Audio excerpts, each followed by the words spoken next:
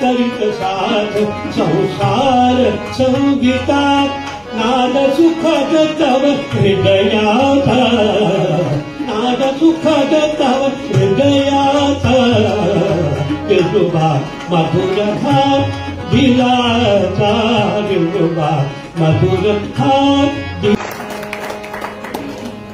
अंधातली ठेवही प्रेममय ठेवी जपोनी सुखारा मनी ध्यानी ठेवी जपोनी सुखारा मनी ध्यानी बंधातली ठेवही लुटण्यास आला रे मकरंद ठेवा लुटण्यास आला रे भावे जीवाला सुखाशा मनी ध्यानी सांगे जीवाला सुखाशा मनी ध्यानी बंधातली ठेवही बंधातली ठेवही आकाशी झेप घेरे पाखरा आकाश झेप घेरे पाखरा सोडी सोन्याचा पिंजरा भगवती वैभव माया फळरसाळ मिळते खाया सुखलोलुप झाली काया सुखलोलुप झाली काया हात उठवण वेड्या हेसी आसरा सोडी सोन्याचा पिंजरा श्री अनंता मधुसूदना पद्मनाभा नारायणा पद्मनाभा नारायणा पद्मनाभा नारायणा पद्मनाभा नारायणा श्री अनंता मधुसूदना श्री अनंता मधुसूदना पद्मनाभा नारायणा पद्मनाभा नारायणा पद्मनाभा नारायणा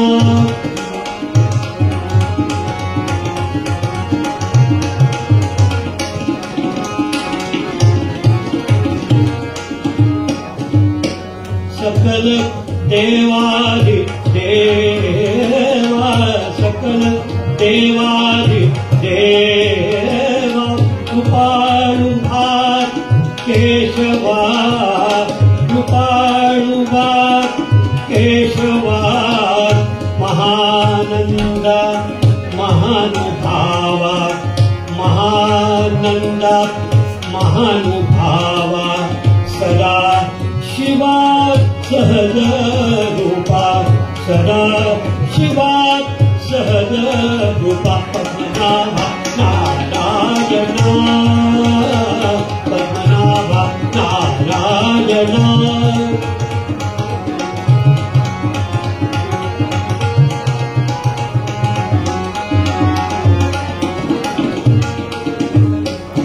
अगहे सगुणा निर्गुणा अगाहे सगुणा निर्गुणा अगाहे सगुणा निर्गुणा जगज्जनीच्या जगज्जीवना जगन्नियच्या जगज्जीवना वसुदेव देवकी नंदना वसुदेव देवकी नंदना बाळरांजना बाळकृष्णा बाळरांजना बाळकृष्णा पद्मनाभा नारायणा पद्मनाभा नारायणा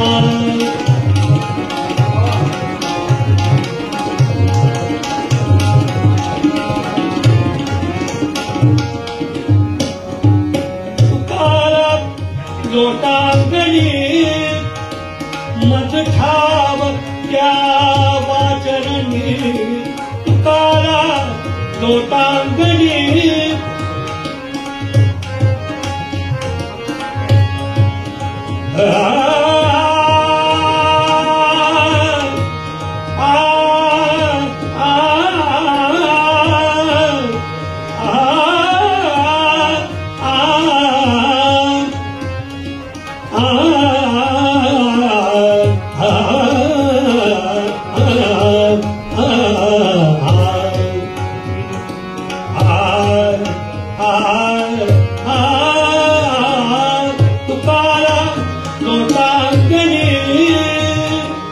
मज ठाव द्यावा चरणी, मज ठाव द्यावा चरणी, हीच करीतसे विनवणी, हीच करीतसे विनवणी, भवबंधने सोडवाहो, भवबंधने सोडवाहो, पद्मनाभा नारायणा, पद्मनाभा नारायणा,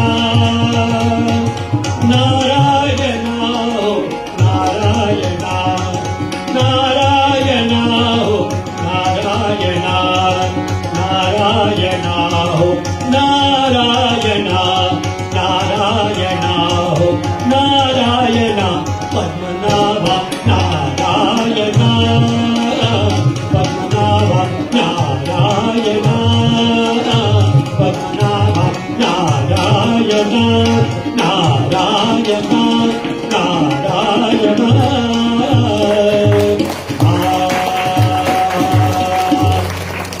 डॉक्टर उल्हास सावकार यांना विनंती आहे की कृपया त्यांनी आजच्या आपले मुख्य अतिथी श्री अनिल सामंत यांना व्यासपीठावर स्वागत करावं। प्रेक्षकांना विनंती आहे की त्यांनी सर्व मान्यवरांचं अभिवादन करा आणि कसं बरं मोठ्याने टाळ्या वाजवा।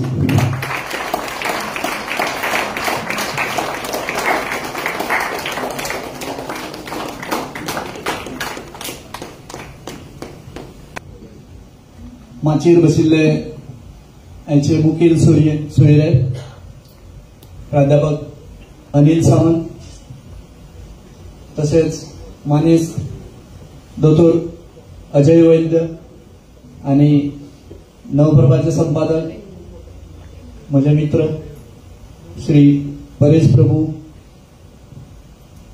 या सोहळ्याचे आमचे वांगडी दोतोर उल्हास सावकार हांचे सगळ्यांचे हांव स्वागत करता।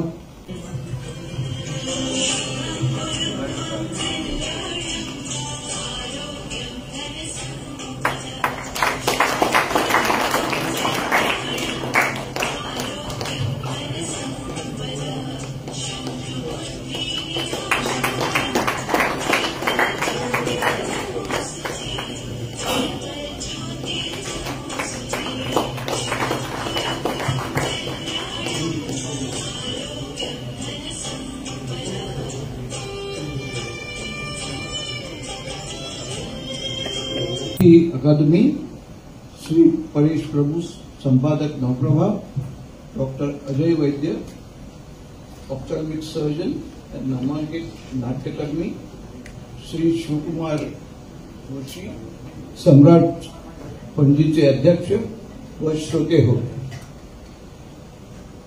आजचा हा स्मृतिदिन फार खास आहे, कारण आज इथे स्मृतिगंध प्रकाशित होत आहे। आता सम्राट क्लब कौतुकास पात्र आहे। माझ्या बाबांच्या स्मृती सम्राट क्लबने फार चांगल्या रीतीने जपल्या। नमस्कार, हांव ओपनिंग बॅट्समॅन बरी दिसता। बरो घालपाचें कारण हांव हावसो न्हय म्हणून वेदी वयले मानेस्त आनी सभाघरांतल्या मानेस्तांक माये मोगाचो नमस्कार। हांव रूप बसील या स्मृती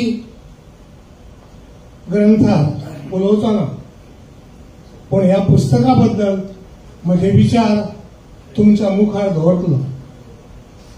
पुस्तकाचेर उलोवप करून आमच्या मजगती 3 दिग्गज हाजीर आसात। प्रिन्सिपल अनिल सावंत, दोतोर अजय वैद्य आणि बाप परेश प्रभू। म्हजे इश्ट, बरे मागपी आणि बरे शेजारी दोतोर उल्हास आपल्या पहिल्या पुस्तकाचे उदकावून आयज करता हो खरोखरच एक खोशयेचो खीण आणि ह्या खिणाक वांटेकरी जावन म्हाका खूब अभिमान दिसता.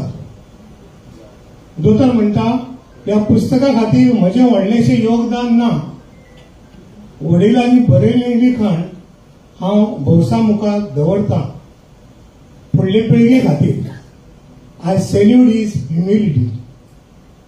आजच्या पुस्तकाचे लोकार्पण सुवाळो सम्राट क्लब पणजे आणि सावकार कुटुंबियाच्या जोड पालवान जाता ही आनी एक मानाची घडणूक. कसलेय पुस्तक लोकार्पण करपाच्या पाठभुंयेर 2-3 तरी हावेस आसतात, पण हांगा आपले परमप्रिय वडील सर्गेस्त वसंतराव सावकार हांणी नाट्य कले खातीर जे योगदान दिलां आनी गोंयच्या नाट्य कलेचे बारीकसाणेन केल्लो अभ्यास हाचो आस्पाव आसा. वसंतबाब सावकार हांचे गोंयच्या नाट्य क्षेत्राक व्हड योगदान आसा हें आमकां मान्य करूंक जाय. आतां सारकी press media, electronics media, WhatsApp त्या तेंपार एक्टिव्ह नासल्या कारणान ह्या कलाकारांचो वावर लोकां पर्यंत पावलो ना. उल्हासान हें कार्य हातान घेवन आपल्या वडिलां बद्दल एटिट्यूड फॉर ग्रॅटिट्यूड हाचें दर्शन घडयल्लें आसा. ह्या बद्दल हांव तेच्या मना काळजांसान उल्हासाचें अभिनंदन करतां. गोंयच्या नाट्यकर्मी ह्या पासून प्रेरणा मेळटली अशी आस्त परगटायता. सावकार कुटुंब म्हणजे म्हापश्यांतलें एक शिक्षीत, सुशिक्षीत, सुसंस्कृत, खानदानी आणि कलाप्रेमी. रघुवीर सावकार, प्रसाद सावकार, गोपीनाथ सावकार, वसंत सावकार, मनोहर सावकार हांच्यांनी गोंयच्याच न्हय तर अख्ख्या महाराष्ट्राच्या रंगभूमीर आपलो शेक गाजयल्लो आसा. म्हजे वडील प्रसाद सावकाराची संगीत नाटकां न चुकता पळयताले. कट्यार काळजात घुसली हो सिनेमा पळोवन भारतीय संगीताची तांक आनी खोलायेचो अनुभव हांवें खुद्द घेतिल्लो आसा. सावकार कुटुंबाच्या प्रेझेंट जनरेशनान ही नाट्य कला आणि संगीत रुपी पालखीचे भोई जावन अशीच पालखी फुडें व्हरची अशी इच्छा व्यक्त करून तुमची रजा घेता. सगळ्यांक देव बरें करूं. धन्यवाद सर. तुमचे वचन खरोखरच अतिशय स्फूर्ती आणि प्रेरणादायी होते. सर जसे म्हणाले फोगेरी सर तसे आपल्यामध्ये दिग्गज आहेत. सन्माननीय अतिथी असलेले श्री परेश प्रभू सरांना विनंती आहे की त्यांनी प्रेक्षकांना संबोधन करावं. आज श्री प्रभू आम्हाला रूप बसंत या पुस्तकाची प्रस्तावना देखील करून देतील. Sir the floor is all yours. गोमंतकाच्या सांस्कृतिक जीवनाला अर्थपूर्णता देणाऱ्या 2 व्यक्ती व्यासपीठावरती आहेत. गोवा मराठी अकादमीचे अध्यक्ष प्राचार्य अनिल सामंत, डॉक्टर अजय वैद्य, सम्राट पणजीचे अध्यक्ष माझे सन्मित्र शिवकुमार जोशी, ज्यांच्या प्रेरणेमुळे ज्यांच्या प्रयत्नामुळे हा रूप बसंत गौरव ग्रंथ आज प्रकाशित होतो आहे. सावकार घराण्यातील डॉक्टर उल्हास सावकार आणि समोर उपस्थित बंधूंनी, सर्वप्रथम नटवर्य वसंतराव सावकारांच्या पवित्र स्मृतींना वंदन करतो. आणि ह्या रूप बसंतचं संपादन मी केलेलं आहे त्यामुळे या ग्रंथाविषयी मी थोडक्यात बोलणार आहे. हा एका व्यक्तीचा स्मृती ग्रंथ नाही, हा संपूर्ण गोमंतकाच्या गतकालाच्या सांस्कृतिक जीवनाचा स्मृती ग्रंथ आहे असं मी म्हणेन. कारण संपूर्ण गोव्याच्या नाट्य जीवनाचा इतिहास त्याचं दर्शन आपल्याला या ग्रंथामध्ये घडणार आहे. त्यामुळे गोव्याचं हे जे समृद्ध असं सांस्कृतिक जीवन गतकालामध्ये होतं त्याचं दर्शन या ग्रंथाच्या पानापानामधून आपल्याला घडणार आहे. गोव्याला सांस्कृतिक समृद्धी देणाऱ्या व्यक्ती असतील, घराणे असतील, संस्था असतील तर त्या सगळ्यांचा इतिहास या ग्रंथामध्ये आहे. म्हापसा आपण म्हणतो की म्हापसा ही गोमंतकाची नाट्य पंढरी आणि सावकार घराणं त्याच्याविषयी तर मी काही बोलण्याची आवश्यकता नाही. त्या सावकार घराण्याचं ऋण एवढं आपल्यावरती आहे की आपण सगळे त्यांच्या अनेक पिढ्या नाट्यक्षेत्रामध्ये वावरल्या आणि त्यांनी आपल्याला समृद्ध केलेलं आहे. त्यामुळे न फिटणार असे ऋण आहे. हे ऋण नाही खरं म्हणजे, हे ऋणानुबंध आहे असं मी म्हणेन. तर या सावकार घराण्यातल्याच नटवरे प्रसाद सावकारांचं जे मी नाटकवाला त्याचं संपादन शब्दांकन मी केलेलं होतं आणि आज अनेक वर्षानंतर परत योग आलेला आहे की त्यांचे काका वसंतराव सावकारांचं पुस्तक त्याचं संपादन करण्याची संधी मला मिळालेली आहे. या स्मृती ग्रंथाचे 4 विभाग आहेत. जेव्हा आपल्याला हे पुस्तक मिळेल त्याच्या प्रती आपल्याला समारंभानंतर दिल्या जातील. तर त्याचे 4 विभाग त्याच्यामध्ये आहेत.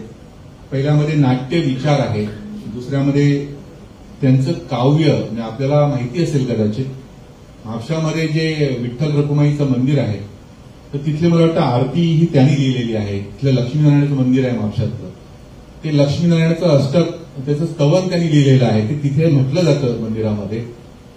तर त्यांच्या काही कविता ह्या ग्रंथामध्ये आहेत.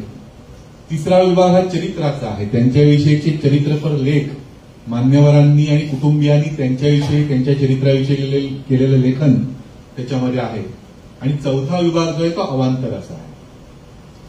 पहिल्या विभागामध्ये नाटकाविषयी रंगभूमीविषयीचं मूलभूत असं चिंतन वसंतरावांचं आपल्याला दिसेल. हे नाट्यविचार जे आहेत ते पुस्तकी नाही, पुस्तकी पांडित्य नाही, त्यांच्या स्वानुभवानं आलेले, त्यांना जे आलेले अनुभव नाट्य जीवनाचे ते अनुभव त्यांनी वेगवेगळ्या लेखामध्ये मुलाखतीमध्ये मांडलेले होते. त्याचं संकलन या ग्रंथामध्ये आम्ही केलेलं आहे. त्यामुळे मराठी रंगभूमीचा, एकूणच मराठी रंगभूमीचा आणि त्यातही विशेष करून मराठी संगीत रंगभूमीचा 4 टप्प्यामध्ये इतिहास या ग्रंथामध्ये त्यांनी सांगितलेला आहे. पहिला टप्पा ते असं लिहितात की 1880 ते 1905 म्हणजे किर्लोस्कर कंपनी जेव्हा स्थापन झाली तिथपासून 1905 पर्यंतची दर्जेदार नाटकं ज्याची मोहिनी आजही आपल्या सर्वांवरती असते. त्यामुळे त्याच्यामध्ये सौभद्र असेल, संशय कल्लोळ असेल, शारदा असेल, शाकुंतल असेल, तर हा सगळा पहिला टप्पा असं ते गृहीत धरतात. त्याच्यानंतर ही उच्च दर्जाची नाटकं, त्याची भाषाही उच्च, त्यातली गाणी उच्च. आणि त्याच्यानंतर दुसरा टप्पा ते सांगतात की 1905 ते 1930 ते असं म्हणतात त्याच्यामध्ये की नाटकाची भाषा उच्च होती पण ती एवढी उच्च झालेली होती की त्याचा अर्थ समजणे आणि शब्दकोश पाहावा लागायचा. त्यामुळे हा दुसरा टप्पा असं ते म्हणतात.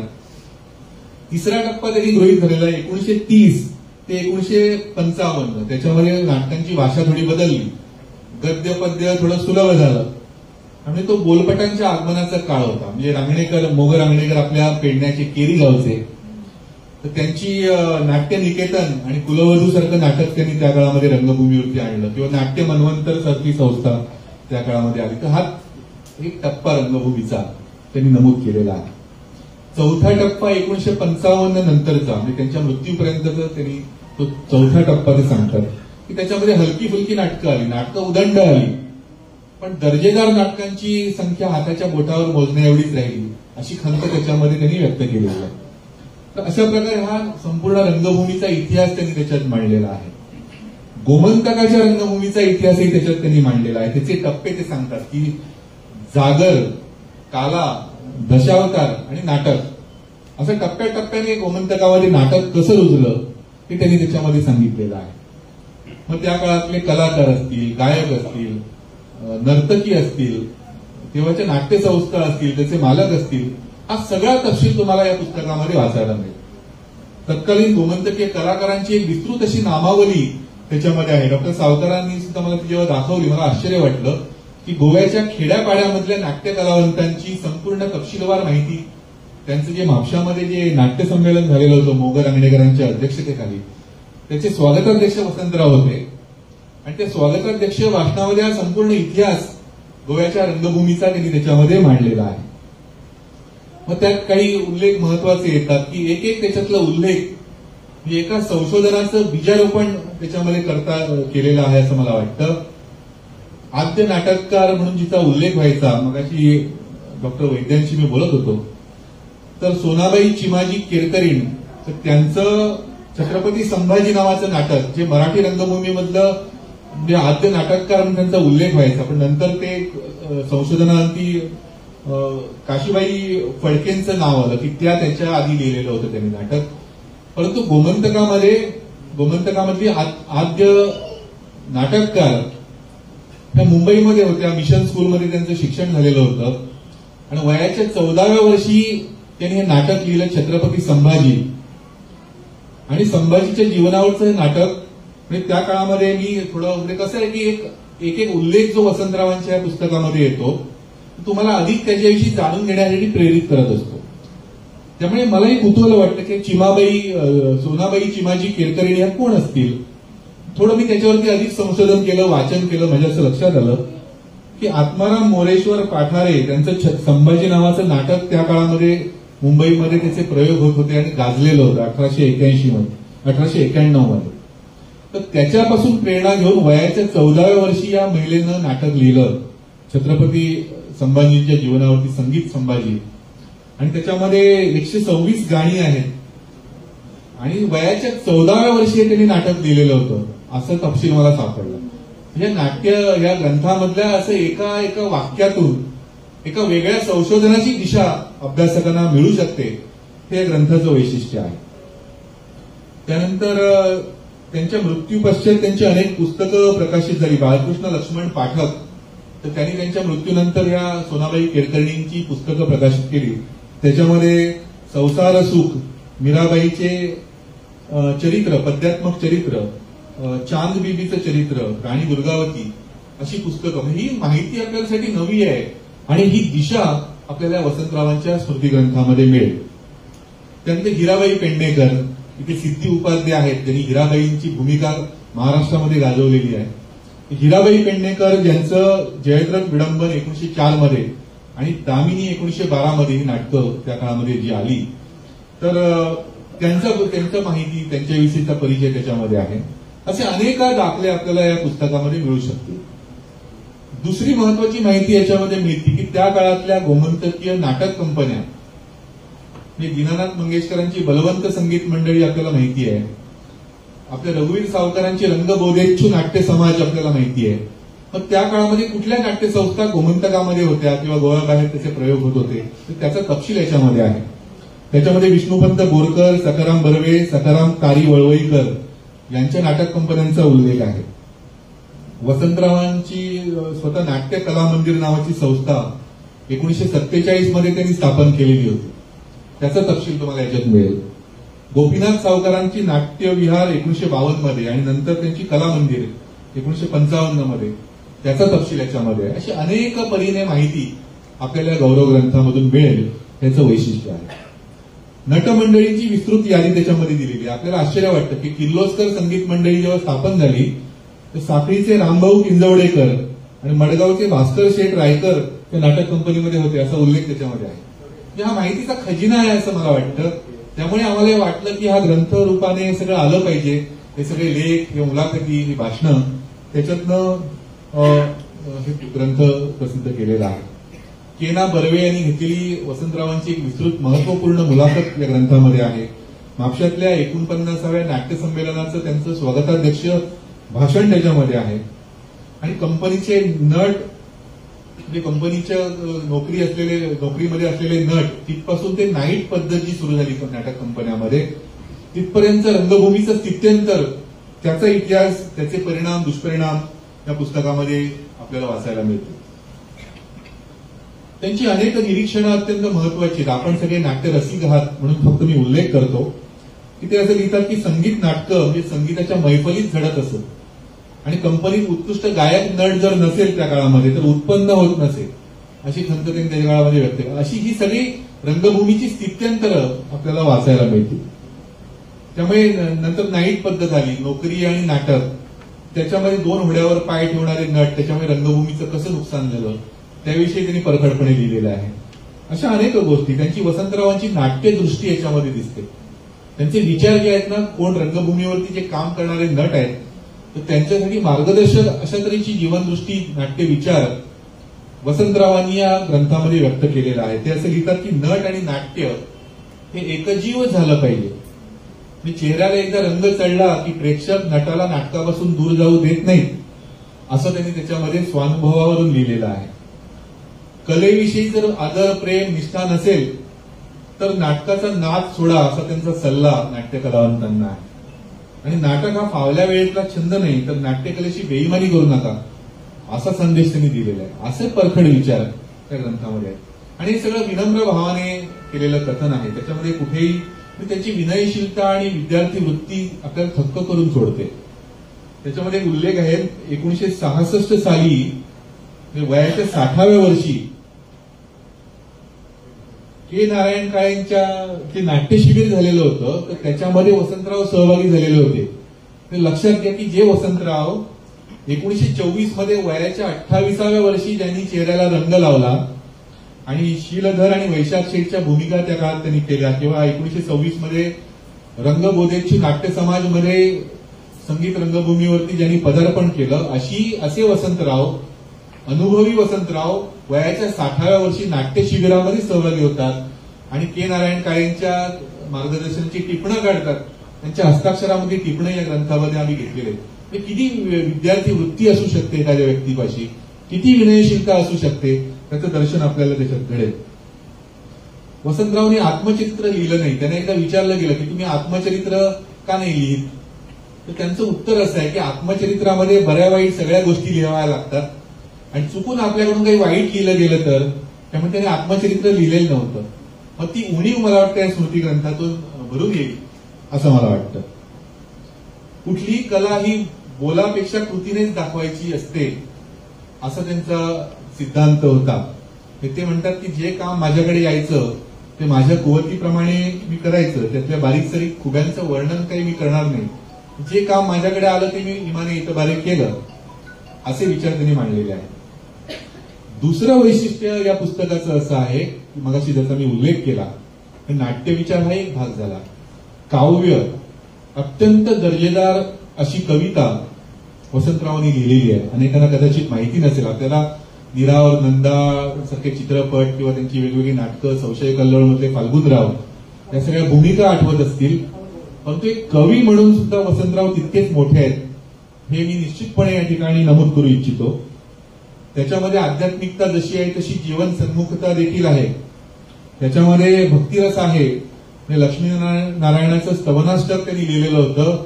विठ्ठल रखुमाईची आरती त्यांनी लिहिलेली आहे. विठ्ठलाचं स्तवन लिहिलेलं आहे. पण तेच वसंतराव शृंगाररस, त्यांच्या काही कविता आहेत, चंद्रवदना किंवा सौंदर्याचा भोगता, त्या वाचल्या. त्याच्यामध्ये शृंगार सुद्धा आहे. वीररस आहे. विजयी व्हा समरी किंवा स्वातंत्र्य गर्जनासारख्या कविता आहेत की याच्यामध्ये वीररस सुद्धा आहे. जी व्यक्ती अत्यंत प्रासादिक अशा आरत्या आणि स्तवन लिहू शकते, तर तीच व्यक्ती असं लिहिते की मंद मंदशा गजचालीने चालत येई वनिता, स्पर्श कराया आतुर झालो परी न लागे हाता. व्यक्तिमत्व माझेच तसेही वश होती मज ललना, शीळ घातली आनंदाने नजर तिची वळवण्या. असा निष्ठिलपणा असं यांच्या कवितेमध्ये दिसतो. सामाजिक कविता पण आहेत. सामाजिकतेचं दर्शन घडवणारे कविता आहेत. माणुसकीने जगी वागणे हेच सार जीविताचे, असं त्यांनी एका कवितेमध्ये लिहिलेलं आहे. त्यांची स्वतःच हरवणी बसलो नावाची कविता आहे, मुद्दाम आपण वाचावी. वेगवेगळ्या समाज घटकांचं त्याचं वर्णन त्यांनी केलेलं आहे. धनिकांचं केलेलं आहे, मध्यम वर्गाचं केलेलं आहे, गरिबांचं केलेलं आहे. आणि ते असं लिहितात, शेवटी गरिबाविषयींचा कळवळा त्यांच्या कवितेमध्ये दिसतो. ते लिहितात, परमेशा तव का हा हे का, एक राव अन एक रंक का, आस एकची विश्वचालका, सर्वा देई समान सौख्या. असा मानवतेच्या कल्याणाचा विचार वसंतरावांनी मांडलेला आहे. तिसरा विभाग चरित्राचा आहे, चौथा अवांतर आहे. त्यावेळी त्यांच्या मृत्यूनंतरचे अग्रलेख वगैरे त्याच्यामध्ये आहेत. असा सगळा हा ग्रंथ आहे.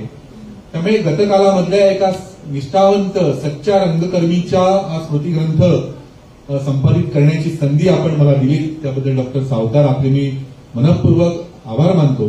आणि या सुंदर सोहळ्यामध्ये आपल्या सर्वांच्या उपस्थितीमध्ये त्या ग्रंथाविषयी बोलता आलं त्यासाठी सम्राट लक्ष्मी आभार मानतो. धन्यवाद. धन्यवाद सर. या प्रस्तावनेनंतर मला वाटतं आम्हाला रसिको नमस्कार. वसंतराव सावकार यांच्या स्मृतिग्रंथाच्या निमित्तानं आपल्या समोर बोलायला मी फार मोठा धीर करून उभा, कारण वसंतरावांना स्वतः मी पाहिलेलं आहे. वसंतरावांची नाटकं पाहिलेली आहेत. त्या नाटकामधून ती पाहता पाहता इतर काय गोष्टी त्यांच्या पाहिलेल्या आहेत. त्यांचा मेकअप बघितलेला आहे, त्यांची वेशभूषा करायची पद्धत मी बघितलेली आहे. आणि त्यावेळेला याचा सगळ्याचा काय परिणाम माझ्यावरती झाला ते ज्यावेळेला मी नाटकामध्ये पडलो त्यावेळेला माझ्या हळूहळू लक्षात यायला लागलं. त्याच्याविषयी हळूहळू मी सांगत आहे.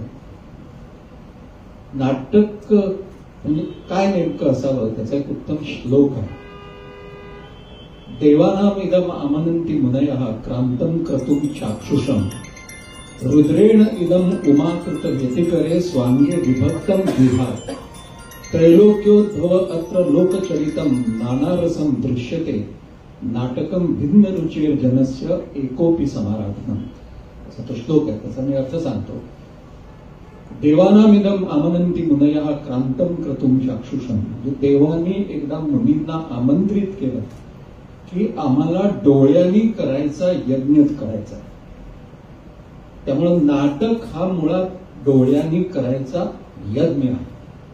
यज्ञामध्ये आहुती द्यावी लागते, यज्ञामध्ये सविधा टाकाव्या लागतात आणि यज्ञामध्ये मुख्य म्हणजे शुचिर्भूतता असावी लागते.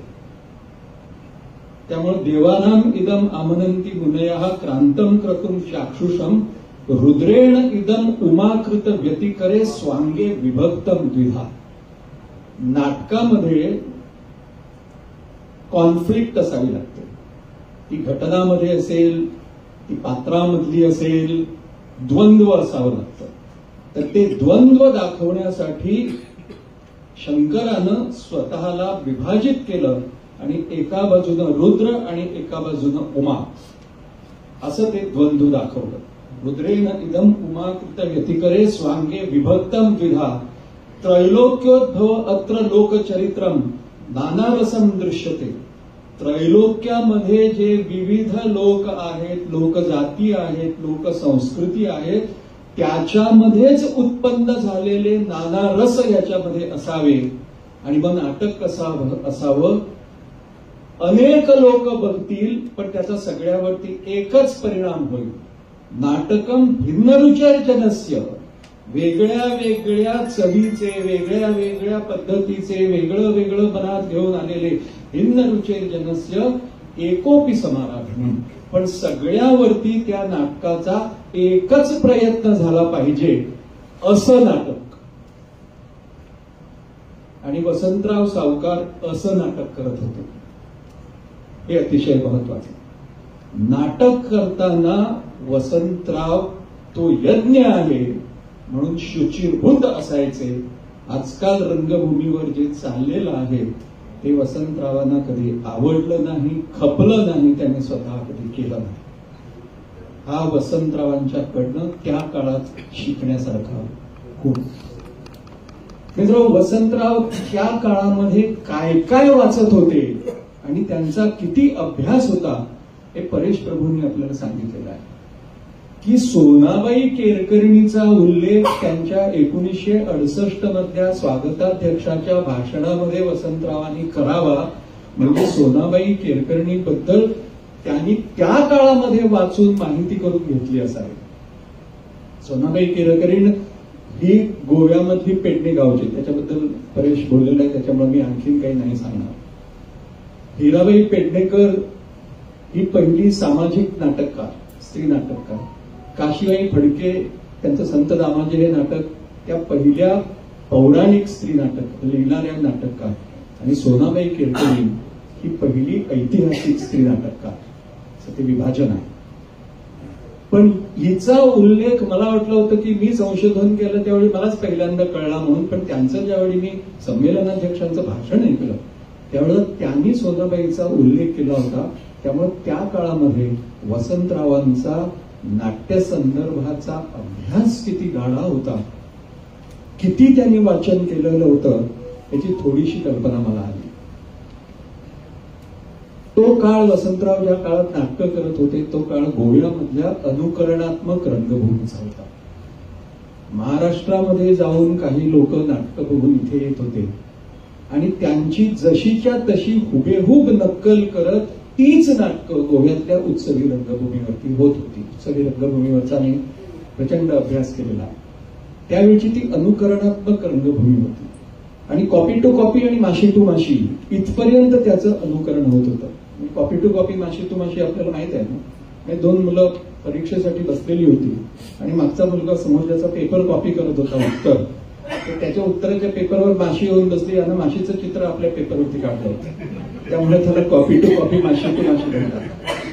तर इतकं अनुकरण त्या काळामध्ये गोमंतकीय उत्सवी रंगभूमीवरती महाराष्ट्रामधल्या नाटकांचं होत होतं आणि ते इतकं कॉपी टू कॉपी माशी टू माशी होत होतं की सुधाकराच्या भूमिकेमध्ये नानासाहेब फाटकांनी डोक्यावरती जोरदार हात मारला की इथले सगळे सुधाकर त्या वाक्याचा अर्थ न समजता डोक्यावरती थाळीशी मारून घ्यायचे.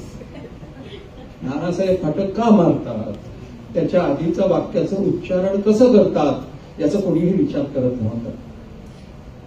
वसंतरावांनी मात्र हे अनुकरण कधी केलं नाही आणि म्हणून गणपतराव बोडसांनंतर जर का कोणी संशय कल्लोळ मधला फाल्गुनराव करावा तर तो वसंतराव सावकारांनीच करावा असं महाराष्ट्रामध्ये सुद्धा सगळे म्हणत होते. कारण वसंतरावांचा फाल्गुनराव आणि नानासाहेब आमचा गणपतराव बोडसांचा फाल्गुनराव याच्यामध्ये फरक होता. वसंतराव हे आतून झालेले कलाकार होते. स्टेनिस्लावस्की नावाच्या एका रशियन नाटककाराची थिअरी आम्हाला शिकवतात. स्टेनिस्लावस्की असं म्हणतो की तुम्ही ज्यावेळी नाटकामध्ये काम करता त्यावेळेला तुम्हाला तुमचं काम हे तिकडे उभं राहून बघता आलं पाहिजे. तुमची सतत तुमच्या कामावरती नजर असली पाहिजे. म्हणजे तुम्ही तुम्हाला स्वतःला बघितलं पाहिजे. तसं जर का बघितलं नाही तर प्रत्येक हॅमलेट नाटकाच्या शेवटी हॅमलेट स्वतःला खरा मारून घेईल आणि तुम्हाला नवीन हॅमलेट आणावं लागेल. तसं होत नाही कारण आपण आपल्यालाच बघत असतो.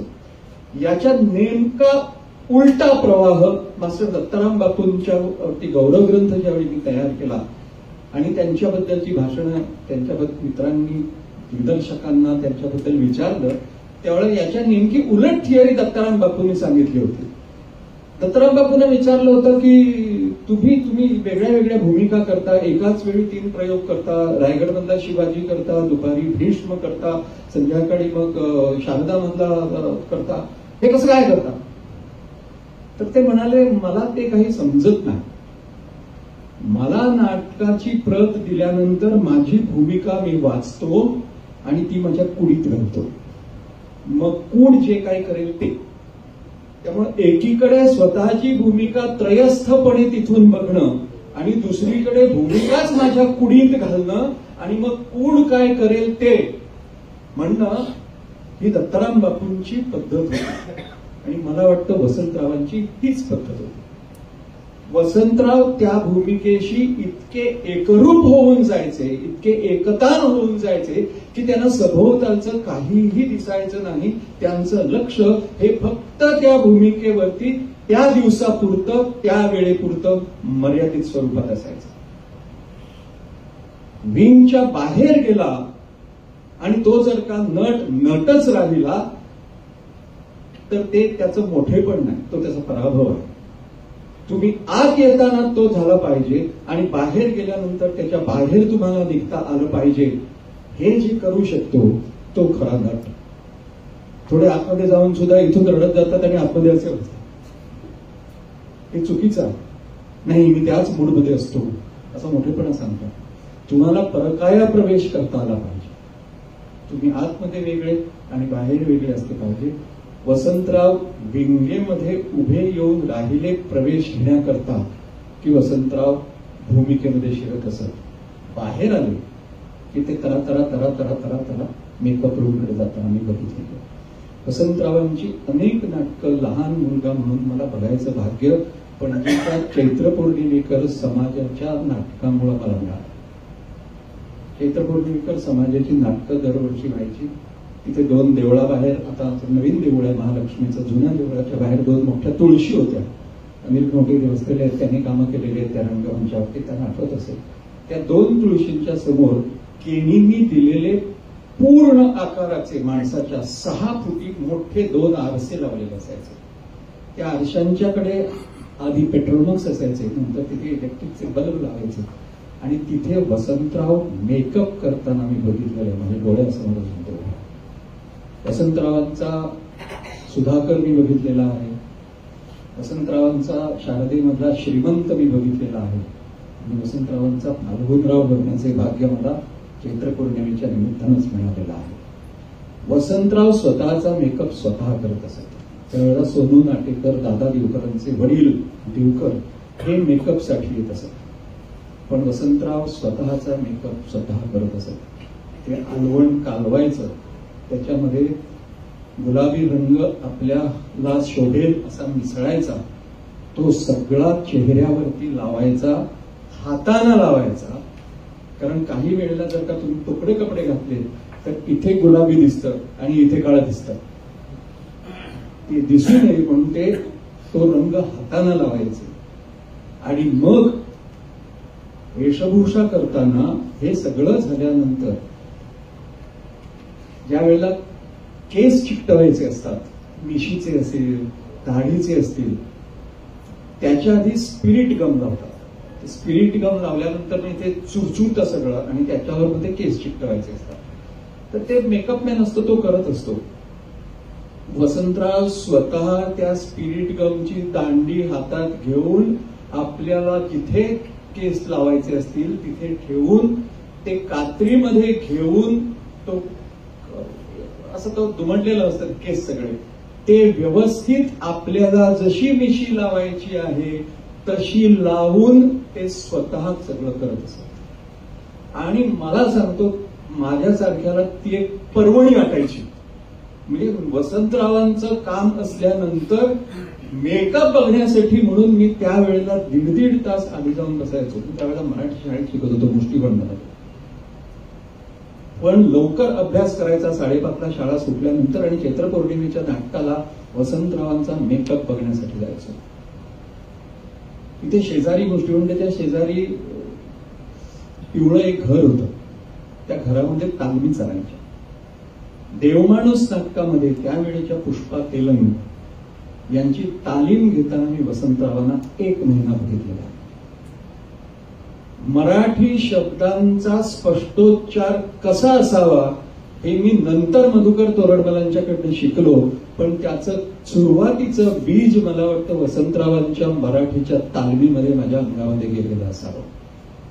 स्वच्छ, स्पष्ट आणि पूर्ण व्यंजनाचा उच्चार हे वसंतरावांचे शब्द माझ्या कानावरती. पूर्ण व्यंजनाचा उच्चार म्हणजे काय? आपण राजमुकुट म्हणतो.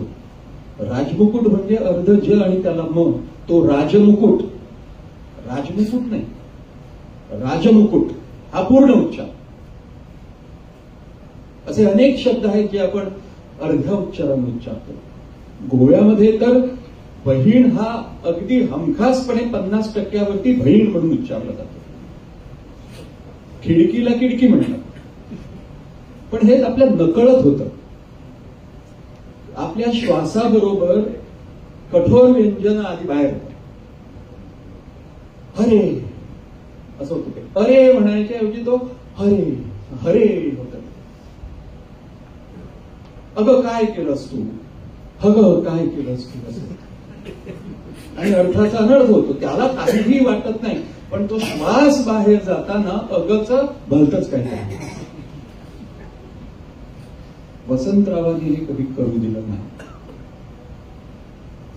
स्पष्ट उच्चारण शास्त्रावरती अतिशय कटाक्षानं ते लक्ष देत. आणि आता जसं ब्लॉकिंग ज्याला म्हणतो, म्हणजे मुवमेंट्स आणि तू इकडे ये, इकडून तिकडे वाक्य म्हण, त्याच्यानंतर तू तिकडे जा, त्याच्याऐवजी वसंतराव भाषेवरती जवळजवळ 15 ते 20 दिवस काम करायचे. मुळात त्यावेळी चैत्र पौर्णिमेच्या नाटकांच्या तालमी या महिने चालायच्या. 5 दिवसात नाटक बसत नव्हतं. आणि त्याच्यातले अर्धे दिवस हे मराठी भाषेचे उच्चार सुधारण्यासाठी वसंतराव सगळ्यांना तयार करायचे. फाल्गुनराव, सुधाकर या भूमिका करताना नटाला अतिशय काळजी घ्यावी लागते.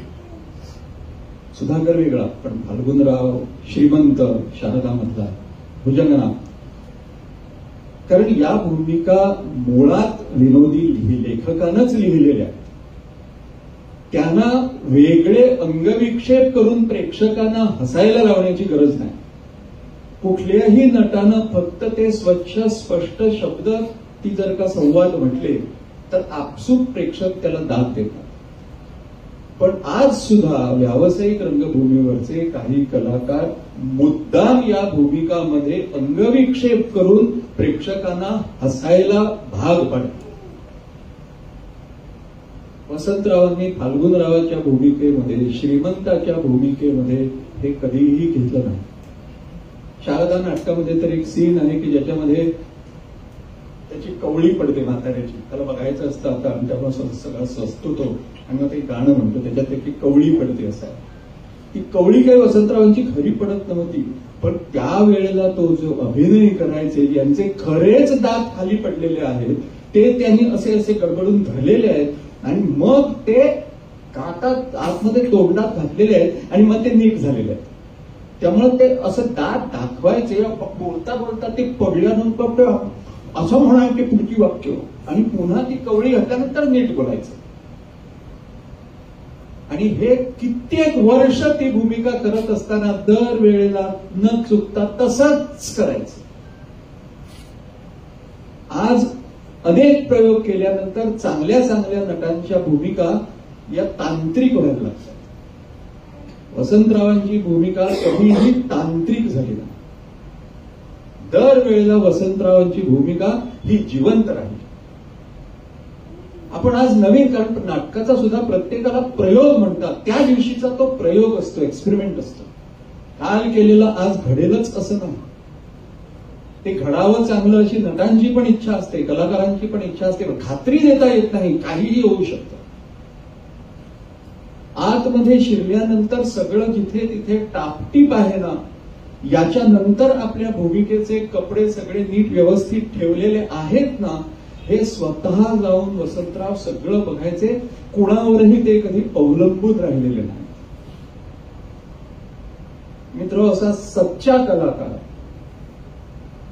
ज्या देवीसमोर आपण काम करतो आहोत तिच्यासाठी काम करणारा कलाकार हा आजच्या उत्सवी रंगभूमीवरती आपल्याला फार क्वचित आढळतो असं माझं मत आहे. राग येईल लोकांना, पण हे खरं आहे. हे सत्य आपण कटू असलं तरी पचवलं पाहिजे. असे कलाकार पुन्हा आपल्याला तयार केले पाहिजेत आणि त्याच्यासाठी या कलाकारांनी काय काय योगदान दिलं ते नमूद करून असे ग्रंथ प्रकाशित व्हायला हवेत आणि हे जागोजागी पोचायला पाहिजे. पुस्तक प्रकाशित झालं की ते पडून राहतं, त्याचं वितरण बरोबर होत नाही. त्या वितरणाची जबाबदारी घेऊन गोव्यामधल्या शाळांमधल्या, कॉलेजमधल्या सगळ्या लायब्ररीजमध्ये ही पुस्तकं गेली पाहिजेत. नाही तर त्याला काही अर्थ उरणार नाही. मुद्दाम येऊन हे पुस्तक असलेल्या किमतीमध्ये विकत घेणारे किती लोक आपल्याला सापडतील. आपल्याला त्याचं वितरण फार मोठ्या जबाबदारीने करावं लागेल. मुंबईमधल्या काही पुस्तक विक्रेत्यांकडे, वितरकांकडे ही पुस्तकं पाठवावी लागतील. कारण अजूनही वसंतरावांच्या भूमिका कलामंदिर मार्फत असोत किंवा दुसऱ्या नाटक मंडळी मार्फत असोत, त्यांच्या भूमिकाबद्दल पाहिलेल्या लोकांनी जे पुढच्या पिढीला सांगितलेलं आहे ते ऐकलेली आमच्यासारखी पिढी अजूनही मुंबईत कार्यरत आहे. पण त्यांनी फक्त ऐकलेलं आहे, त्यांनी हे वाचलं पाहिजे. म्हणजे मग त्यांना वसंतराव सावकार जे आम्ही ऐकत होतो ते नेमके कसे होते, गोव्यातली रंगभूमी कशी होती, आज कशी आहे, याचा सगळा अर्थबोध त्यांना याच्यामधून होईल. म्हणून ही पुस्तकं, याचं वितरण आपल्याला सगळ्यांना अतिशय उत्कृष्टपणे आणि उत्कटपणे करावं लागेल. मी आपल्यासमोर आपला फार वेळ घेणार नाही. फक्त वसंतरावांची एक दोन कविता, आपल्याला एक कविता वाचून दाखवतो आणि एकाबद्दल मला म्हणजे या माणसाचा विचार इतका मला वाटतं, त्याचं विठ्ठल स्तवन आहे ते. पण विठ्ठल स्तवनामधली दोन ओळींनी माझं लक्ष वेधून घेतलं. ते असं लिहितात आणि 100% खात्री आपल्या कुणाच्याही मनामध्ये हा विचार कधीही येणं शक्य नाही. ते असं म्हणतात, द्वापारी हरी सारथी नररथी म्हणजे अर्जुन आणि कृष्ण द्वापार युगामध्ये, द्वापारी हरिसारथी नररथी हाता बहु शीण ये, रथ चालवून हरीच्या हाताला शीण याला बहुतेक बौद्धी तोची, म्हणजे बुद्ध ज्यावेळी तो झाला बौद्धी तोची म्हणून का करकटी ठेवून राही स्वये, म्हणजे अर्जुनाचा रथ द्वापार युगात चालवून हाताला शीण आला म्हणून बौद्ध रूपामध्ये तो हात कटेवर ठेवून उभा राहिला का? मी धक्क झालो.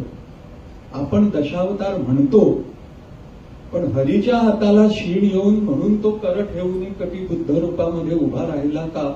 हा विचार या माणसानं त्या काळामध्ये केला होता. अध्यात्माबद्दल सुद्धा त्यांचा किती वेगळा दृष्टिकोन बघण्याचा होता. एक म्हणून मी ती या कवितेमध्ये त्याला अंडरलाईन केलेली आहे. आणि आणखीन एक त्यांची कविता वाचतो आणि थांबतो की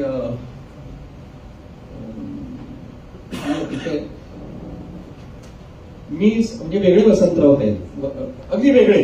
आपण आता जे बोललो ना त्याच्या दुसरं टोक आहे. मी सौंदर्याचा भोगता, त्याच्यामध्ये 2 ओळी फक्त परेशनं म्हटल्या, पण त्याचा शेवट अतिशय चांगला आहे.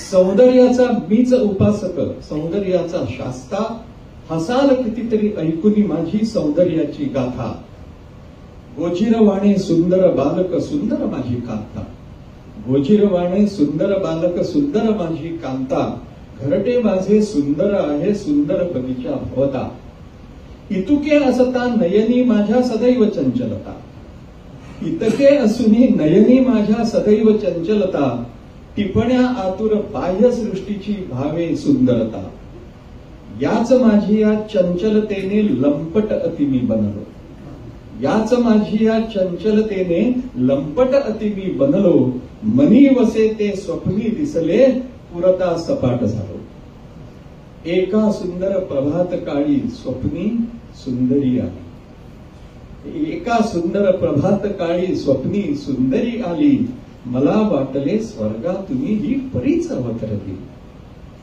कुंतल कुरडे मादक डोळे भेदून जाती हृदया, अधरी लाली हनु कोवळी मन उसळे चिमटाया, सुहास्य वदनी हास्य उमटले दंतमालिका दिसली, सतेज सुंदर शुभ्र वर्णती वीजच जणू चमचमली, नजर वळविता वदना खाली, नजर वळविता वदना खाली, उरोज उठवी माथा, कर्दळी गाभ्या समते विलसती बाहुद्वय पाहता, रंग केतकी उजळून दिसतो वसंतातून ही झरे, झाकीत सौंदर्याचे वर्णन करणे नचते परे, मंद मंदशा गज चालीने चालत येई वनिता, मंद मंदशा गज चालीने चालत येई वनिता, स्पर्श कराया आतुर झालो परी न लागे हाता, व्यक्तिमत्व माझेच तसेही, व्यक्तिमत्व माझेही तसेही, वश होती मज ललना, शीळ घातली आनंदाने नजर तिची वळविण्या, धावता आली मला पेलगण्या सिंधूला जशी सरिता, हा हा सुंदर शब्द उमटले कवटाळून तिज धरिता, तोच कुणीतरी धक्का दिला, तोच कुणीतरी धक्का दिला, काही कळेना मजला, झोप उडाली आणि मुखावरी नैराश्याची आली कळा, उठा की दिवसा ढवळ्या काय बरे हे नाथा, बोल ऐकुनी झटपट उठलो समोर माझी कांता, समोर माझी कांता. धन्यवाद.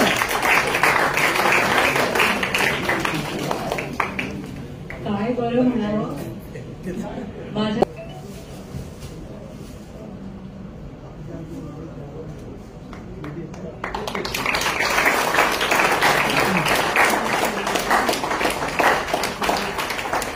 व्यासपीठावरील सगळे मान्यवर आणि इथं उपस्थित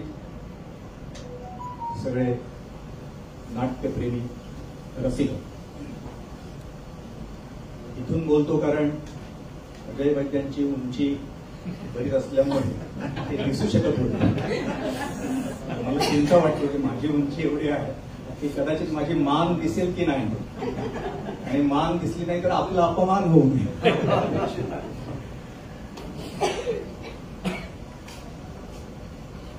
हे जे पुस्तक आहे ते गोमंतकाच्या रंगभूमीच्या इतिहासातील एक अतिशय महत्वाचं असं पुस्तक आहे. आणि आत्ता परेश प्रभू आणि अजय वैद्य, डॉक्टर अजय वैद्य बोलले, या पुस्तकाकडे अनेक कोनातून तुम्ही बघू शकता. आणि पुस्तक जे आहे म्हणजे मला असं वाटतं की गोव्यामध्ये अशा प्रकारचे काही वेगवेगळ्या क्षेत्रातील मोठी माणसं होऊन गेली की ज्यांचं काम मोठं आहे परंतु त्यांचं स्मरण तेवढं झालेलं नाही. म्हणजे गोव्यातील अनेक वाङ्मयीन इतिहास सांगणाऱ्या पुस्तकामध्ये नटवर्य वसंत सावकार यांच्याबद्दल मी फारसं वाचलेलं नाही. आणि त्यामुळं हे जे रूप वसंत हे जे हा जो ग्रंथ आहे तो त्या दृष्टीनं अतिशय मौलिक ग्रंथ आहे असं मला वाटतं. बोरकरांच्या कवितेच्या ओळी आहेत की यज्ञी जानी देवन दिजशर घडिले मानवतेचे मंदिर, परिजयांच्या दहनभूमीवर नाही चेरा नाही पणती, तेथे कर माझे जुळती असं म्हटलेलं आहे. तर रंगभूमीचं मंदिर ज्यांनी बांधलं त्यांचं विस्मरण स्वातंत्र्योत्तर गोमंतकामध्ये झालेलं होतं. त्याचं स्मरण करण्यासाठी एक अतिशय अभ्यासपूर्ण आणि संदर्भ मूल्य असलेलं रूप वसंत हे पुस्तक आज प्रकाशित होत आहे. याचा मला खूप आनंद वाटतो. आणि दुसरी एक गोष्ट की बोरकर जरी म्हणाले नाही चिरा नाही पणती, तरी मला असं वाटतं की डॉक्टर सावकार यांचे कुटुंबीय यांच्या प्रेरणेतून परेश प्रभू यांनी हे जे संपादित केलेलं पुस्तक आहे ते खऱ्या अर्थानं नटवर्य वसंत सावकार यांची संजीवन समाधी आहे असं मला वाटतं. संजीवन समाधी म्हणजे असं की एरवी दगडांची अशा प्रकारची स्मृतीस्थळ आपण बांधलं तर आपण केव्हा तरी त्याला नुसतं नमस्कार करू, परंतु याच्यामध्ये त्यांचं चरित्र आहे, त्यांचं चारित्र्य आहे, त्यांचे गुण आहेत, त्यांचं कार्य आहे आणि सगळ्यात महत्वाचं म्हणजे वर्तमान काळ आणि भविष्य काळामध्ये रंगभूमीला आणि एकंदर साहित्याला, नाट्य संहितेला काही नव्यानं विचार करण्याची प्रेरणा देण्याची अशा प्रकारचे बिंदू या पुस्तकामध्ये आहेत. परेश प्रभू यांनी फार सुंदर रीतीनं त्याचा परिचय आपल्याला करून दिला. मी कधी कधी मला जर नाटकातले काही संकल्पनांचे शब्द अडले तर फोन डॉक्टर अजय वैद्यंना लावतो आणि ते मला वाटतं एन्सायक्लोपीडिया आहे, मराठीमधले इंग्रजीमधले शब्द ते लगेच सांगतात. तर मी मागे एकदा त्यांना विचारलं होतं की नाट्यामध्ये काम करणाऱ्यांना समावेशक अशा प्रकारचा शब्द कुठला, तर त्यांनी मला रंगकर्मी, नाट्यकर्मी असा शब्द सांगितला होता. हे पुस्तक वाचल्यानंतर मला असं वाटलं की वसंतरावांचं आयुष्य आकाशा एवढं अमाप अनंत आणि आहे आणि अतिशय व्रतस्थपणे रंगभूमीवर जगणारा हा माणूस, तर त्याला नाट्यकर्मी की रंगकर्मी काय म्हणावं. परंतु हे पुस्तक वाचल्यानंतर मला वाटलं की त्यांना रंगकर्मी न म्हणतात, रंगकर्मी न म्हणता रंगधर्मी म्हणावं असं. रंगधर्मी म्हणजे नाट्यकलेकडे एक व्रतस्थपणे पाहणारा अशा प्रकारचा माणूस. या संपूर्ण पुस्तकामध्ये त्यांच्या चरित्राच्या घटना कमी आहेत, परंतु त्यांचं नाटकावरचं, रंगभूमीवरचं चिंतन, त्यांचे विचार या संदर्भातले काही जे मौलिक बिंदू आहेत ते मला वाटतं खूप महत्वाचे आहेत. हे जे मी आता तुम्हाला म्हणालो की रंगधर्मी असं म्हणावं असं वाटतं, तर त्यांच्या आकाशवाणीमध्ये भाषणामध्ये पुनर्जन्म झाला तर या संदर्भात की मला वाटतं केना बर्वे यांच्या मुलाखतीमध्ये त्यांनी ते उत्तर दिलेलं असावं. की त्यांना विचारलं की पुनर्जन्म झाला तर तुम्हाला काय करावं असं वाटेल, तर त्यांनी उत्तर दिलंय झालं तर मला नटच व्हावं असं वाटेल.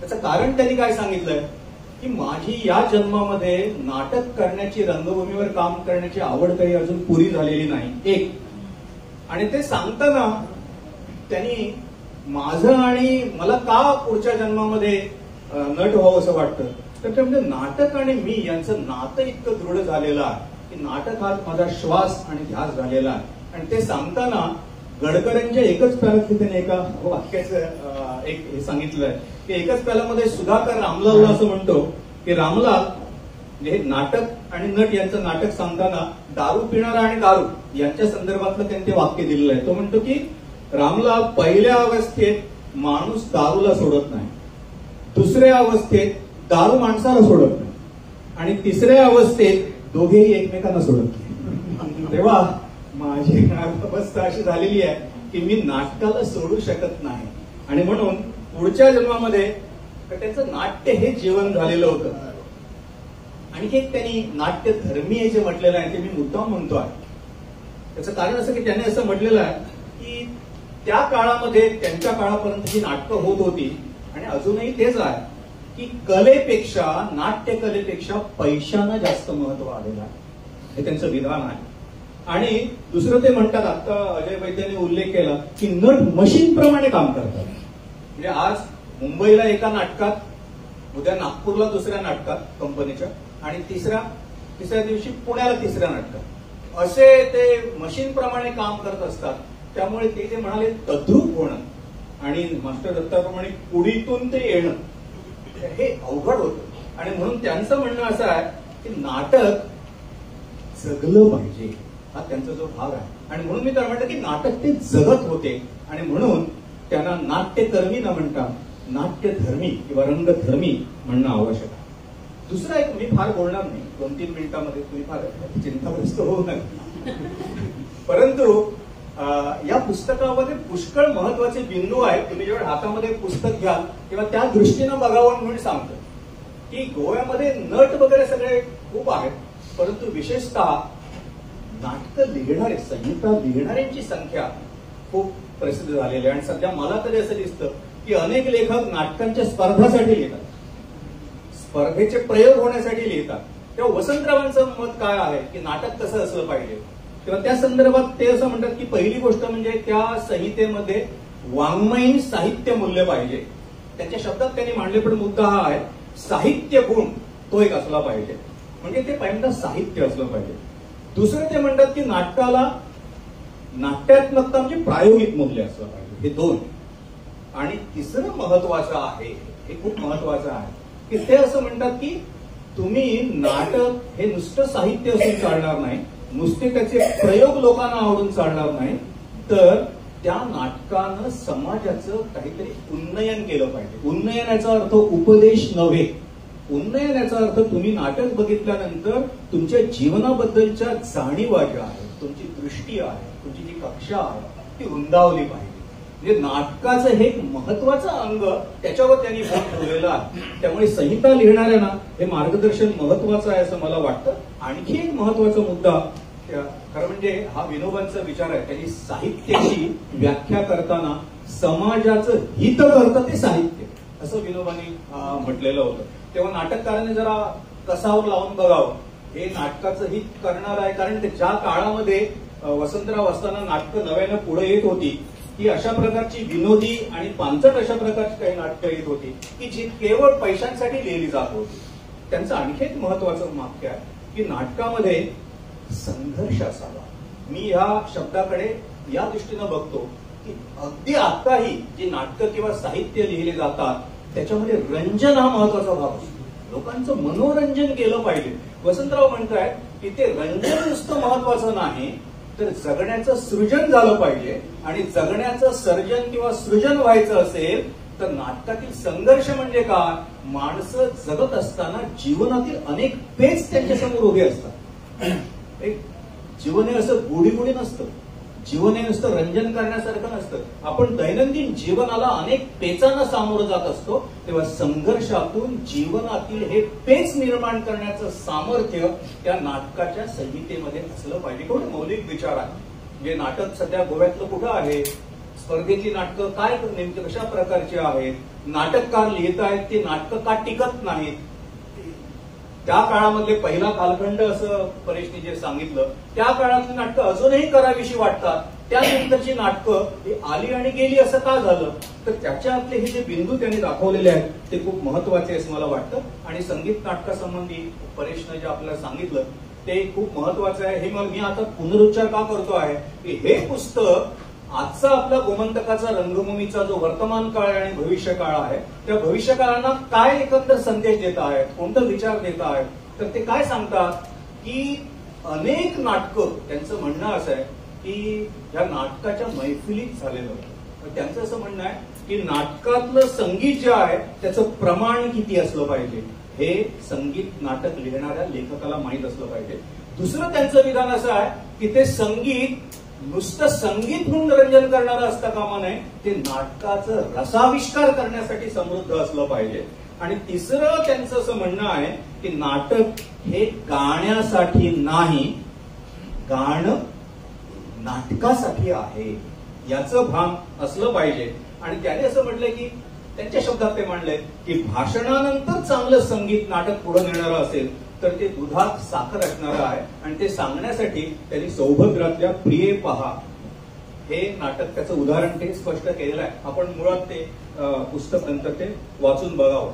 हे सगळं वाचताना मला वाटतं बाबुराव जोशी यांनी एक नाटकासंबंधी जो इतिहास लिहिलेला आहे त्यांनी हाच मुद्दा मांडताना ते असं म्हटलंय की आपल्या मराठी संगीत नाटकानं मध्यंतरी कुठलीही चूक केली तर नाटकाच्या मैफिलीच झाल्या, त्यामुळे गाण्याचा गड आला परंतु नाटकाचा सिंह गेला, असं त्यांनी विधान केलेलं आहे. आणि त्याच्यावर नेमकं पोट यांनी दाखवलेलं आहे. या दृष्टीनं आपण या पुस्तकाकडे बघू शकतो.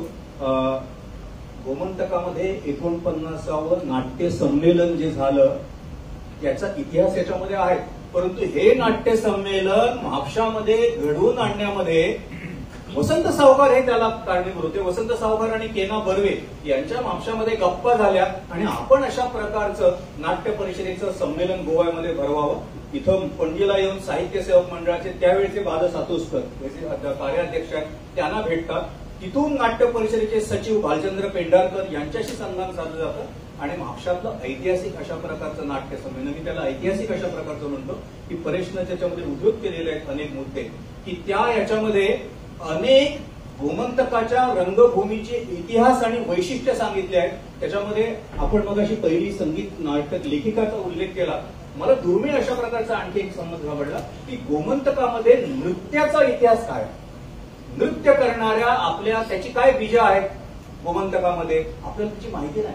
कथक नृत्य असेल तर त्या काळामध्ये हे नृत्य कुणी रुजवलं आपल्याला त्याचे संदर्भ याच्यामध्ये जाता येतात आणि प्रभू यांनी सुचवल्याप्रमाणे या दृष्टीनं पुढे संशोधन करता येईल. मला खूप वाईट वाटतं असं की आपण गोमंतकीय, नाट्यपंढरी, रंगभूमी सगळं असं म्हणतो परंतु आपल्याकडे नीट इतिहास संशोधन होत नाही.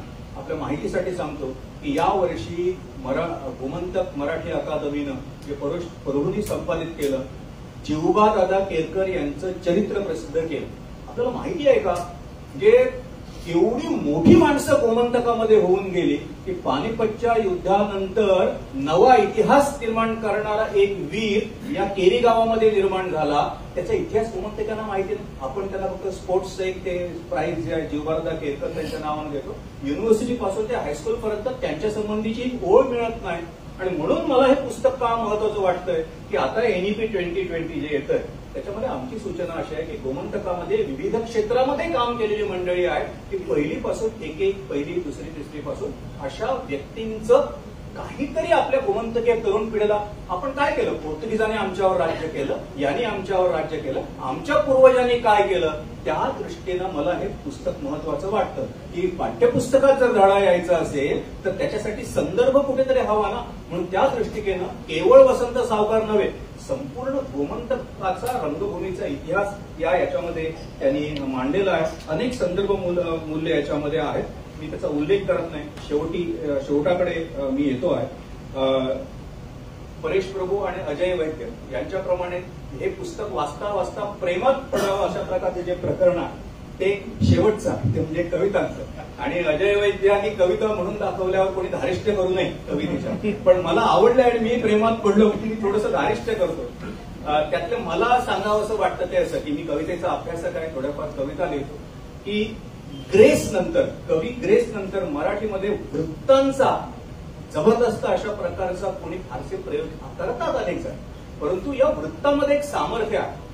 आणि आता हे पुस्तक वाचताना माझ्या लक्षात आलं की ते सामर्थ्य वापरण्याचा त्या काळामध्ये प्रयत्न वसंत सावकार यांनी केलेला आहे.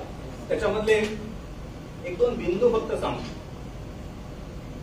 आपण विसरून गेलो आहोत कधीतरी कीर्तनात शिखरिणी नावाचं वृत्त, तर त्याच्यामध्ये न जाणे मी शास्त्र श्रुती न स्मृती पंडित मी नसे ठावी वृत्ते न गण अथवा संतहीन मी.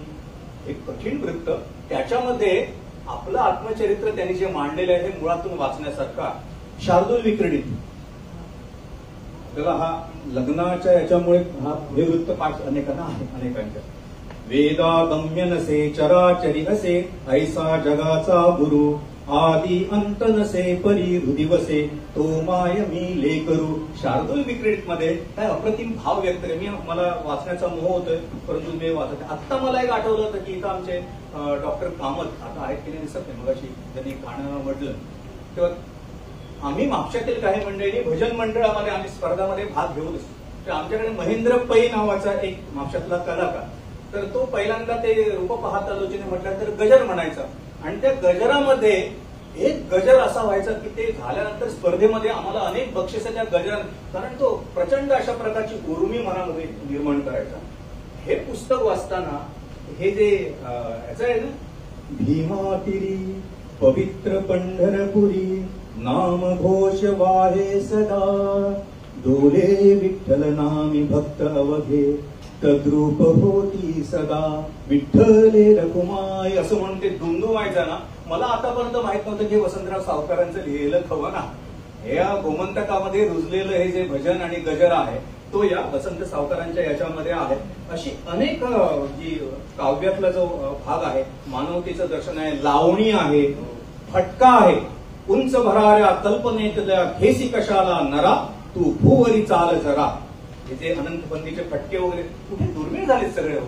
आणि ते नुसते फटके नुसते टला टळ घेऊन नव्हे, त्याच्यामध्ये काव्य रुजवणं एक मोठं महत्वाचं काम. आणि सगळ्यात महत्वाचं म्हणजे आध्यात्मिक विचार अप्रतिमपणे त्यांनी मांडलेला आहे. मी आता एक अतिशय दुर्मिळ म्हणजे पाठ्यपुस्तकामध्ये घेण्यासारखी एक कविता आहे ती म्हणजे गोमंतकाला स्वातंत्र्य मुक्ती ज्यावेळी मिळाली तेव्हा त्याच्या स्वागतासाठी त्या वसंत सावकारचा एक फोटो त्या पुस्तकामध्ये आलेला. तर त्यांनी ते काव्य केलंय की जय गोमंत नाद एक उठला अखिल सृष्टीच्या दिशा दिशा तुम्ही प्रतिध्वनी तुम्हाला. आपल्या गोमंतकाच्या आपण सगळे स्फूर्तिगीतं म्हणतो, गोमंतकाची स्फूर्तिगीतं कमी आहेत. तर या पुस्तकामध्ये 13 कविता आहेत आणि 13ही कविता विविध विषयावरच्या आहेत, विविध भाव व्यक्त करणाऱ्या आहेत, विविध वृत्त आणि छंदामधल्या आहेत. तेव्हा नाट्यकलेमध्ये असणारा हा कलावंत, त्याच्यामध्ये कवित्वाची एवढी बीज होती हे आम्हाला या पुस्तकावरनं कळलं. आता मी शेवटी येतो की त्याने एक प्रश्न विचारला की आपल्या कोणत्या भूमिका गाजल्या असताना प्रश्न विचारला. तर त्याने दिलेलं उत्तर हे मला थोडंसं डोळ्यामध्ये काढून यावं अशा प्रकारचे उत्तर. ते का म्हणाले, महाराष्ट्रातून मानापमान लक्ष्मीधर संशय कोल्हाटला फाल्गुनराव यांना प्रसिद्धी मिळाली, वर्तमानपत्रातून याविषयी काही लिहिले गेले नाही.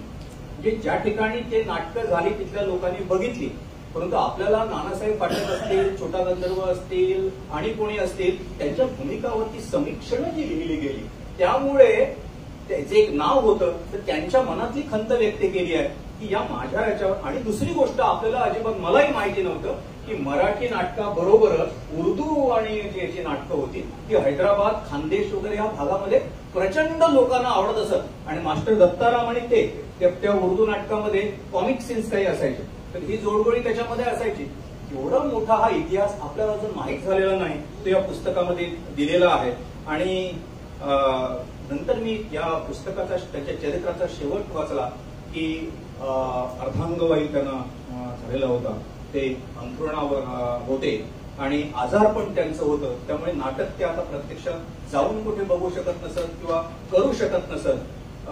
कलावंताचं हे जे दुःख आहे ना, हे दुःख हे पुस्तक वाचता वाचता आपल्या हृदयाला स्पर्श करतं. की हा माणूस इतक्या तोला मोलाचा, परंतु याचं स्वतंत्र तर गोमंतकामध्ये जेवढं स्मरण व्हायला तेवढं झालं नाही, याच्यावर लिहिलं गेलं पाहिजे तेवढं लिहिलं गेलं नाही, तरीही आज हा इतिहास येतो आहे. कवी मनमोहनांच्या फार सुंदर 2 पोळी आहेत, त्या कवीबद्दल आहे. हे एक अशी शवयात्रा अशी निघालेली असते, तेव्हा त्याने असं लिहिलंय की शव हे कवीचे जाळू नका हो, जन्मभरी तो जळतची होता. शव हे कवीचे जाळू नका हो, जन्मभरी तो जळतची होता. फुले तयावर उधळू नका हो, जन्मभरी तो फुलतची होता. जे कलावंत जळत असतात तेच फुलत असतात, आणि जे नुसते रंजन करत असतात ते नंतर नुसते जळून जातात. त्यांच्यावर त्यांचे विचार, त्यांची कला काही शिल्लक राहत नाही. आता माझ्या भाषणाचा शेवट करताना वसंत सावकारांनी परमेश्वराकडे जे मागितलेलं आहे ते मला ज्ञानेश्वरांच्या पसायदानासारखं वाटतं. ते त्यांनी काय लिहिलंय पुस्तकामध्ये, लेखामध्ये आलेला आहे, तो विचार वाचतो आणि मी थांबतो. त्यांनी काय मागितले पसायदान बघा. परमेश्वरापाशी माझी हीच प्रार्थना की हे परमेश्वरा, नाट्य संस्थांना आणि नटांना आपले संसार सुरळीत चालवण्यासाठी भरपूर पैसा दे. त्याचे संदर्भ तुम्ही त्या पुस्तकात वाचा. म्हणजे काय म्हणायचं ते, भरपूर पैसा दे, पण केवळ पैशाकरिता नाट्यकलेशी बेईमान होण्याची बुद्धी देऊ नकोस. पहिली प्रार्थना. आणि शेवटी दुरितांचे तिमिर जाऊ, विश्व स्वधर्म सुदिये पाव. हसू या याच्यामध्ये शेवटच्या वाक्यात आलेला आहे. द्वेष, अहंभाव, विश्वासघात, चातुर्य, मुत्सद्देगिरी वगैरेंचा संपर्कही नाट्य संस्थांना आणि नटांना लागू देऊ नकोस. प्रार्थना आहे मला सांगा. रंगभूमीचं सत्व आणि स्वत्व जर टिकवायचं असेल, नाटक खऱ्या अर्थानं आपल्या जगण्याचा एक श्वास व्हायचं असेल, तर नट आणि नाटक कसं असलं पाहिजे हे भाषण देऊन नव्हे, जगून ज्यांनी सांगितलं आणि अशा प्रकारचं पसायदान केलं. आज वसंतरावांचं स्मरण करताना हे काही विचार जर आपल्या उजवीमध्ये आपण घेतलं, म्हणजे असं म्हटलं जातं की माणूस त्याची नुसती स्मरण करतो ना, तो असण्यापेक्षा स्मरण करतो तेव्हा तो जास्त जिवंत असतो. आता आपण जेव्हा त्यांचे विचार ते असताना कधी नुसतं बघितलं असेल आणि आठवलं म्हणून सांगतो की मी सेंट झेवियर्स कॉलेजमध्ये असताना माधवराव गडकरी हे गोमंतकचे संपादक होते, आणि त्यांनी जे प्रयोग केले त्याच्यामध्ये आमच्यासारख्या तरुणांना तुम्ही काणकोणचा विशेषांक काढा, तुम्ही पेडण्याचा विशेषांक काढा. तर आम्ही विशेषांक काढत असताना पेडण्याचा विशेषांक काढताना नाट्य इतिहास काय आहे तेव्हा गडकऱ्यांनी सांगितलं तुमच्या भाषामध्ये वसंतराव सावकार आहे.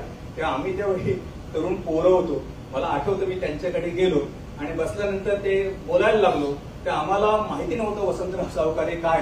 तेव्हा आम्ही मध्ये मध्ये बोलायला लागल्यानंतर जरा माझं ऐका ते दरडावलेलं मला अजूनही आठवतं. परंतु आज माझ्या अंगावर रोमांच का उभे राहतात की अरे त्यावेळी हा माणूस एवढा मोठा आहे हे आमच्या शेंबड्या पोरांना त्यावेळी काही कळत नव्हतं. परंतु आयुष्यामध्ये जपून ठेवावे अशा प्रकारची एक आठवण की त्यांच्या अंसाघाटमधील विठ्ठल मंदिराच्या त्या बाहेरच्या या ओट्यावर त्यांनी आतमध्ये बसून आम्हाला पेडण्याचा सगळा इतिहास बबन प्रभूपासून, मोगर आंगणेकरापासून, प्रभाकर पंचेकरांपासून तो त्यांनी आम्ही त्या पेडणे विशेषांकामध्ये तो आलेला. तर असा हा मोठा माणूस मी डॉक्टर सावकार, उल्हास सावकार आणि सगळे सावकार कुटुंबीय यांचं अभिनंदन करतो की तुम्ही हा तुमचे वडील म्हणून लिहिलेला इतिहास आहे. तर आमच्या दृष्टीनं रंगभूमीचे गोमंतकाचे ते वडील होते. त्यांनी 3-4 घराण्यांच्या भाषेचा उल्लेख केला. आम्हाला म्हापसावासियांना अतिशय अभिमान वाटावा. सावकार घराणं, दिवकर घराणं, नाटेकर घराणं आणि शिरसाट घराणं अशा 4 घराण्यांचा, आणि नुसतं नाटक नव्हे संपूर्ण महाराष्ट्रातील नेपथ्य, रंगभूषा, पडदे हे सगळं मुळातून आपण वाचण्यासारखं आहे. तर परेश प्रभूंनी आतापर्यंत अनेक अशा प्रकारची संदर्भ मूल्य असणारी पुस्तकं संपादित केली. हे पुस्तक प्रसिद्ध केल्याबद्दल मी त्यांचं स्वागत करतो, त्यांचं अभिनंदन करतो. आणि विशेषतः सम्राट क्लबला की अतिशय देखणं आणि सुंदर आणि अर्थपूर्ण अशा प्रकारचा कार्यक्रम हा प्रकाशन समारंभ केल्याबद्दल आपलं सावकार कुटुंबियांचं आणि विशेषतः डॉक्टर उल्हास सावकार यांचं अभिनंदन करून आता माझं थोडंसं लांबलेलं भाषण मी खरंच थांबवतो. खूप खूप आभारी आहोत सर. असे हे आमचे दिग्गज मान्यवर एकापेक्षा एक शब्दांनीच आजच्या कार्यक्रमाची शोभा वाढवली त्यांनी.